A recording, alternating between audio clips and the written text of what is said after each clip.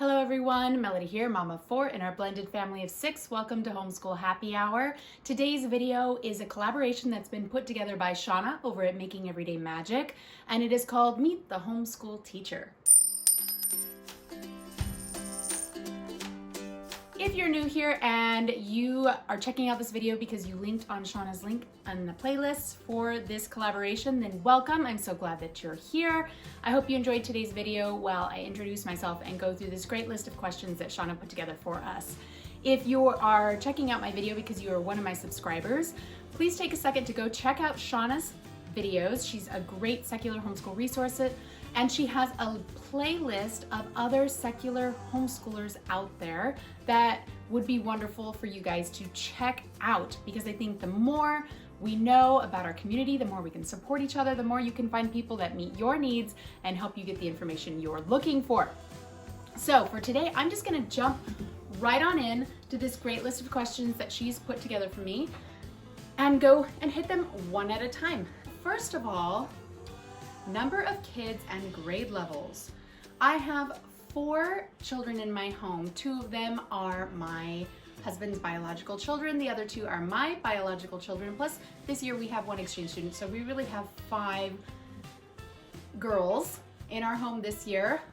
The older 2 have always attended public school, with the exception of 1 semester for the second oldest, Skippy John, who's 14 and a freshman. She did homeschool with us for a semester, her 7th grade year. Our oldest, Don Diego, will be graduating from high school this year and leaving for college. She has also attended public school for her entire academic career. And then our younger 2 have been homeschooled throughout their education. They are 10 and 12 years old, 5th and 7th grade, respectively. They will be going into 6th and 9th grade next year, and we have been homeschooling for about 8.5 years, if you consider from like kindergarten on.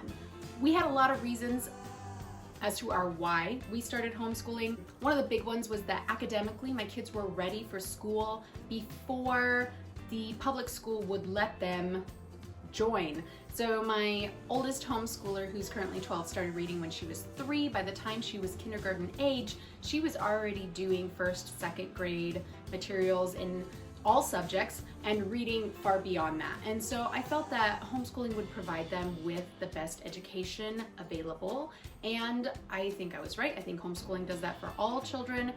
I'm very pro homeschool. I also believe in supporting our public schools, but I think homeschool is your best choice, and so I thought it was the best choice for us, and I think it is for most families. We don't really have a homeschool style. It's kind of just what works for us in that moment, in that day, in that week, in that year, because the kids change, life changes, things adjust, and so I try and follow their lead, do the things that they're interested in, because the more they're interested in the things they're doing, the more they're going to gain from it.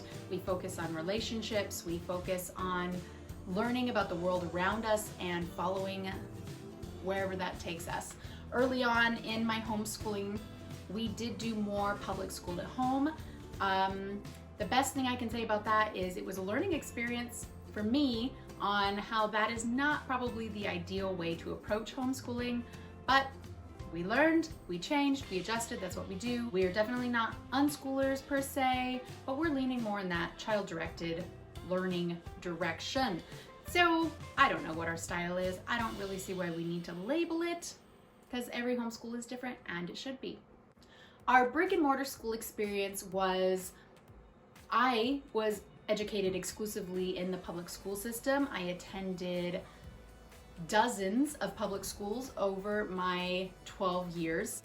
I was not a fan of the public school system, which is one of my whys. I worked in the public school system in my early 20s, and I still work in the public school system now as a part-time substitute teacher. My training is I have a degree in early childhood development, and then of course over the 20 years that I've worked professionally with families and children, we've had other trainings to supplement into that, such as child sexual development, psychological development, blended families, all kinds of stuff. I believe that my perspective is unique in that we are a blended family and that I am highly involved in the public schools. I was on the public school board in my local public school until I recently resigned. Unfortunately, I feel like the public school system is broken, and so I didn't feel like putting my time into the school board was making the changes or the impacts that I felt that I could make in other ways. And so I stepped out of that role. I still very much support public school teachers and staff, but I just felt like focusing on homeschooling and encouraging homeschool families is a better use of my time in this stage in my life. So I do work while homeschooling because I do work as a substitute teacher in the public schools, and I create this content for you guys. But my main work is the work of being a stay-at-home mom and a homeschooler. And I want to make sure that people who choose to be stay-at-home parents, to be homeschool parents, and have that as their full-time work, I don't want to invalidate that work. Just because you don't receive a paycheck, just because there's no monetary gain in that, does not make it less work. So my first job, my full-time job, is as a stay-at-home mom and a homeschooler.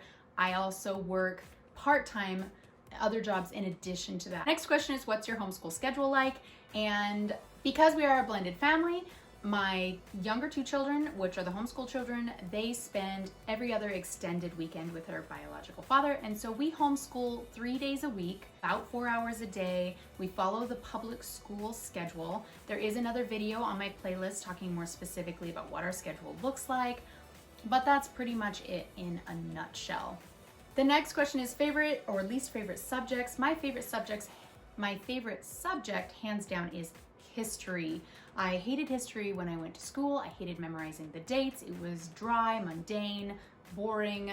But now that I'm able to get into it and explore the stories and explore the history of it, I love it. History, civics, government, religion, culture, all of those things fascinate me. And so I love talking about those things with my children. I love learning more about those things for myself. I have learned so much more about history, civics, government, all of those things outside of my education than I ever did while I was within the public school system. And my least favorite subject is art. Absolutely do not enjoy art. I am not an artsy person. I don't like it. My children love it, and so they do get ample opportunity to draw and paint and color and do music and photography and all of the things that bring them joy. But those are usually more independent study things because they're not things that I enjoy engaging in. And I feel like those types of things are more individualized. To gain the most from them, I want them to be able to explore them independently and not have to follow a guide through them. It brings them more joy and they love it. So the next question is strengths and weaknesses. I believe my strength and my weakness are the same thing. My strength is that I'm very good at structure and routine and building a framework for the things that we do and organizing our home and keeping things rolling. My husband calls me the director of operations in our home. That's kind of sums up my role here. I'm very good at doing all of that. On the flip side, it can be a weakness in that I can become over-structured. On a piece of paper, I can write down all the things I think I can accomplish, but in reality, each of those things requires more time and energy than I might anticipate. And so then I end up overwhelmed and tired. And so it is definitely an ongoing work in progress to balance that out and make sure that part of the structure and routine that I create includes downtime and free time or just blank space on the calendar so that I'm not overwhelmed and I can really put my all into the things that are important to us. 2 things that I wish I had known when I started homeschooling. Number 1, I wish I had understood the importance of deschooling. My children at that time had never gone to public school, and so I didn't find it necessary to deschool them because they hadn't experienced public school. What I didn't realize is I needed to deschool myself. I had 12 plus years in the public education system between my elementary, secondary, and college education, and I didn't acknowledge how much that was programming in my mind what education looked like. And so when I first started homeschooling, it looked very much like the public school at home. And I wish that I had deschooled myself so that early on in our homeschooling lives, we had been more unstructured, more unschooling, so that we could have focused on the joys of homeschool. We did reach a point where we were all feeling burnt out from that, and that was 100% my doing in the structure that I had over implemented in our home. And so we've stepped back from that. We've gone more to child-directed, not unstructured, but less structured learning, and the joy has come back into our learning. The kids are taking on more by choice of the things that they're passionate about, and they're gaining more from that. So I wish that I had deschooled myself before I had started. The second thing that I wish that I had done is understood that it doesn't have to be hard to be good. I had this idea in my mind that if you don't work hard for something, then it's not as good as it can be. And I have found that the opposite is true. The more you enjoy something, the more fun it is, the more you're passionate about it, the more you're going to gain from that. Absolutely, it's important to work through hard things. We're going to come across things that are challenging or difficult, and we need to be able to push through that and work through that. I don't want to step away just because something looks challenging, but that shouldn't be the focus of our day. It shouldn't be about how much can we pack into our day, how much can we push through. It should be how much joy can we bring into our day, what can we gain from that, and when we come across those things that are hard, how can we get through that together and gain from that as well. And so I wish those two things had been more in the forefront of my mind when we had started homeschooling. I'm going to add a third thing in here, and that is I wish that I had realized how nobody else's opinion matters. Nobody's. When I first started homeschooling, I was surrounded by family that was not supportive of our choice to homeschool. They were very critical of it, and I felt the need to prove them wrong. I felt like I had to prove something and prove them through my children's success, which just fed into this public school at home bit. Like I had to prove that we were doing it right, and that did not serve me well. It did not serve my children well, and it didn't prove anything to those people, because no matter what, no matter how well they did, they were always the doubters, always the people bringing us down. And so I wish I had just not cared and let that go. At this point in my life, I'm totally there. I really don't care. If somebody doesn't like what we're doing, then nobody asked them to, and it's really no sweat off my back. Their opinion is their own, and I don't care if they don't care. But I wish that I had come to that conclusion earlier on in our homeschool experience. The last thing I have here, last question that Shauna posed for us is, what is on your homeschool poster? What is your piece of shareable advice? And for me, that is, take what you like and leave the rest. Now, I mean that in the most positive way possible. I do not mean to push things out or push people away if they're not just joyous all the time. There are hard things in life. There are things that we'll come across that we don't agree with, and I feel like diversity of opinion and viewpoint is important, and we need to be able to look at that and discuss that and consider that.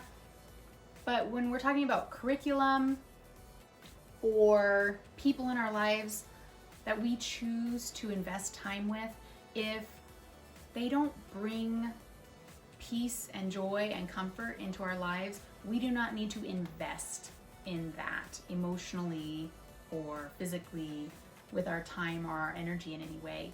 We don't need to be negative towards that, but there's enough positive out there in the world that we can fill our cup, we can fill our home, we can fill our lives with those positive things and deal with the highs and the lows as they come at us without feeling like we have to take in the negative as well.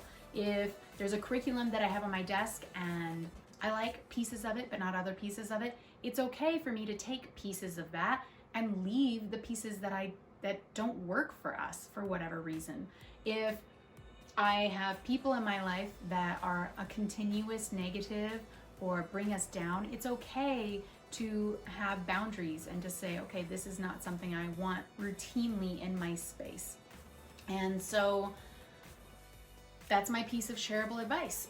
Take what you like and leave the rest. I hope that gave you a glimpse into what you can expect from me. My channel is a lot about sharing curriculum, supporting other homeschool families. I hope that you take the time to check out some of my other videos and you find something that works well for you and your family. Drop a comment in the box below and give me a shout out, say hello. I love meeting new homeschoolers. If you have a question about homeschooling, make sure you ask because I'm happy to answer it to the best of my ability. We also have a community that we're building over on Instagram at Homeschool Happy Hour. We currently are in the middle of a series of lives where we answer homeschool questions for new homeschoolers or even homeschoolers that have been around for a while that just are trying to build community. I would love to have you guys jump in on that and join us. And I will catch you next time.